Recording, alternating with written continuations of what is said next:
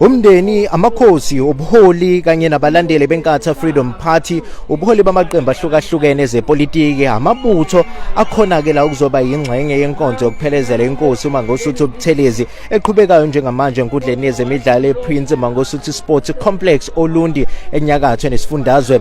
Ilanga lishisa kakhulu ke la Olundi, kodwa abalandeli beIFP bathi ke bona ke bebengeke bangabi ingxenye yalenkonzo njengoba abanye bethi basuka ngisho eGoli imbala.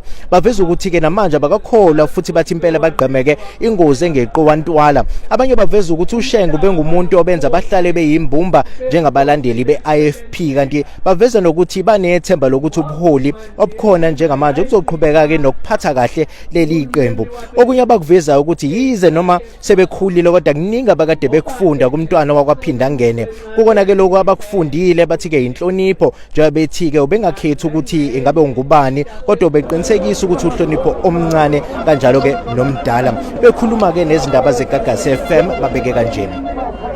Silahlekele sihanjelwe umkhulu wethu babuShenge, sithi nje la khona sengathi nje uNkulunkulu engaba naye ambusise kukho konke. Siyajabula nathi kakhulu sisuka kwathi 5 igama lami nguNomusa kaNtshantshayi. Ngithi mina abantu abasebenzisene inhlonipho isikhathi esiningi kungabi khona ukuhlukumeza. Inkosi yethu leButhelezi sihambise kahle siyiphelezele njengoba sizophelezela yona.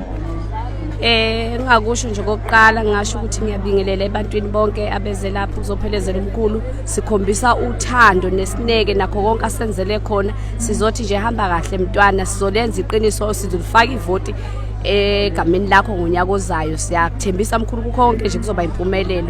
Ngeke size sikulahle ngisho kuthiwa usekhe eduze kwethu. Ezindabeni zeGagasi FM nginguDawud Phungula.